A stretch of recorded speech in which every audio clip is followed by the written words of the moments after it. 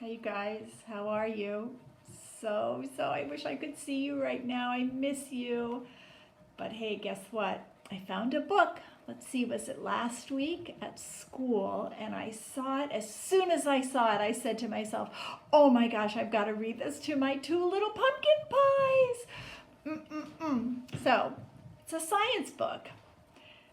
So it's true, which is very exciting. So the things I'm going to be reading to you today are facts. They are nonfiction. Oh my goodness. Here's the name of our story. What do you do when something wants to eat you? Oh my goodness, look at this. So we can tell that this is some kind of a bird and some kind of a lizard. And this looks like dinner for this. So we're going to be learning about what different animals do when something wants to eat them. Oh my goodness. This is by Steve Jenkins. It was written a little while ago, but I think you'll get a big kick out of it. First of all, the facts in here are really interesting. And second of all, the pictures are great. I learned quite a few things when reading. What do you do when something wants to eat you? Do you have any guesses? Do you have any guesses? What do you do when something wants to eat you? So at each animal, maybe we'll make a little bit of a guess. Do you want to? Most animals face the constant danger of being eaten by other animals. This book shows a few of the ways they try to avoid this fate. Avoid the fate means to keep it from happening. You might know this one. When an octopus is threatened, here's our octopus. When an octopus is threatened, do you know what they do? I bet you do. It squirts a thick cloud of black ink into the water, confusing its attacker. Look at that. So it makes the water all black, and then the attacker can't get to the octopus for dinner. The bombardier beetle defends itself. Oh, look at that. So here's a bombardier beetle, and here's the little critter that wants it for dinner. What do you think that guy does? Do you have a guess? Let's find out if you're correct. This is my favorite one. By shooting a mixture of hot chemicals from its rear end into the face of an attacker. It can shoot up to 500 times in 1 second. So it shoots poison out of its rear end into the face of an attacker. The attacker says, no, I think I'll find something else to eat. If a puffer fish is in danger, do you see him? If a puffer fish is in danger, I just gave you a clue. What do you think a puffer fish does if it's in danger? Let's find out.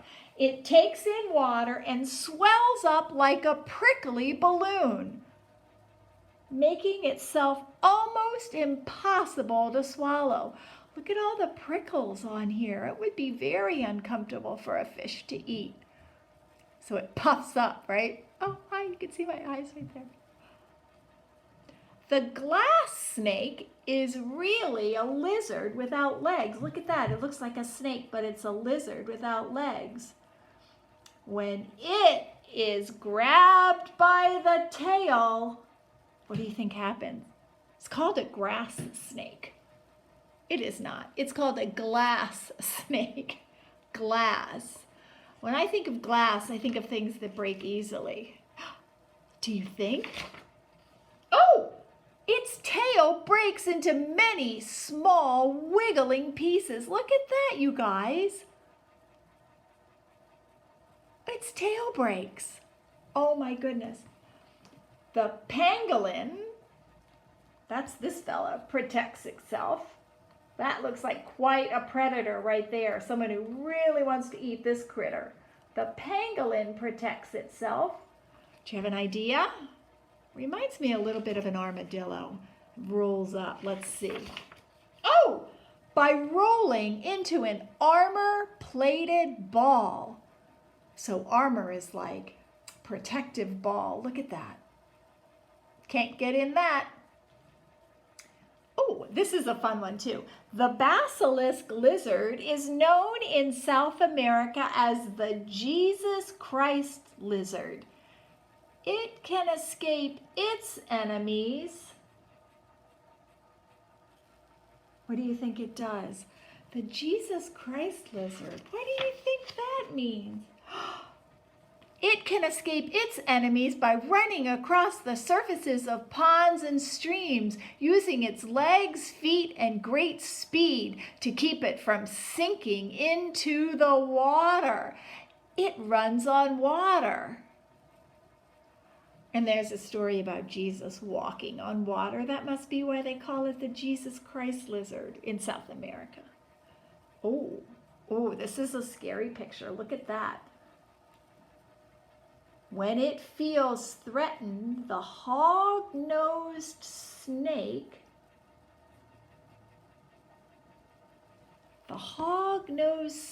I have no idea, rolls onto its back, sticks out its tongue, and plays dead. Look at that.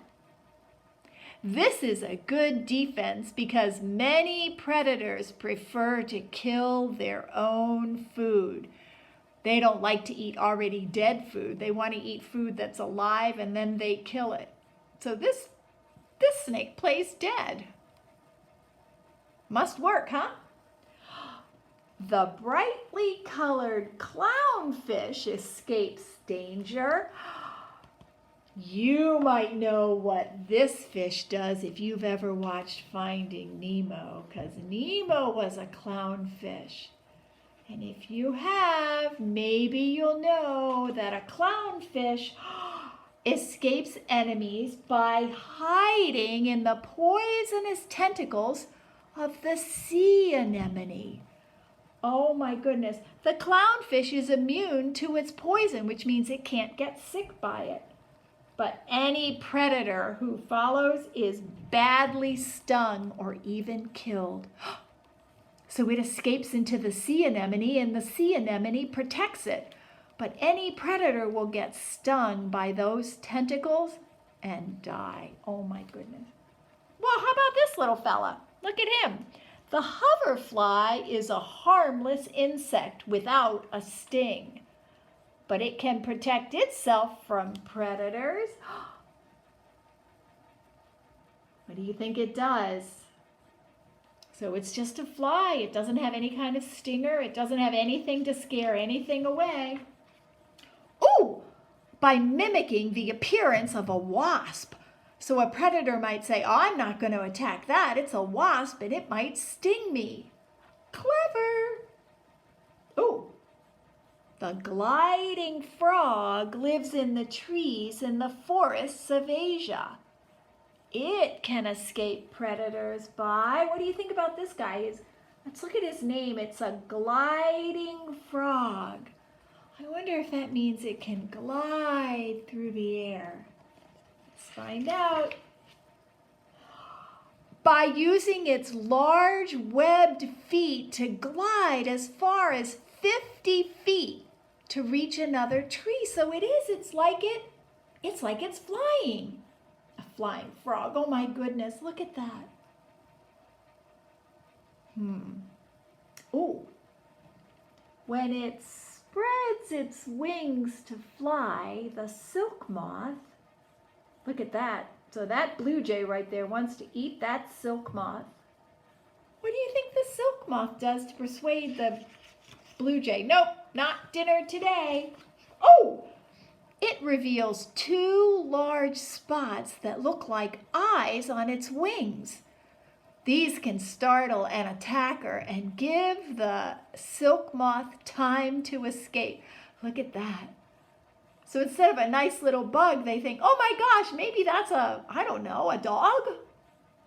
don't know. That's the silk moth fly, or the silk moth. The Javanese leaf insect, you see that one? Let me get this one.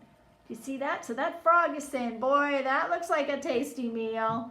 The Javanese leaf insect looks almost exactly like a real leaf. This makes it very difficult for its enemies to see. So they might not even know that's a bug. They might think, oh, it's just another leaf on that tree. The flying fish, ooh, look at that, escapes danger by, oh, I bet we can guess this one. The flying fish escapes danger. What do you think? Do you think it flies like the gliding frog? Leaping from the water, spreading its wing-like fins, and gliding as far as 1,000 feet. Oh my gosh, that is a very, very long distance for a fish to be in the air. Well, that's why they call it the flying fish, right? The blue-tongued skink startles attackers. I love the name, the blue-tongued skink. I wonder if it has something to do with that blue tongue. By sticking out its large, bright blue tongue and wiggling it from side to side. That is scary. I have to say, if I came across the blue-tongued skink, I would run too. Look at that thing. Oh my goodness. Are you ready? What would you do if something wanted to eat you? Oh my goodness. I think I would run and hide in my house. And that's the end of our story. What do you do when something wants to eat you?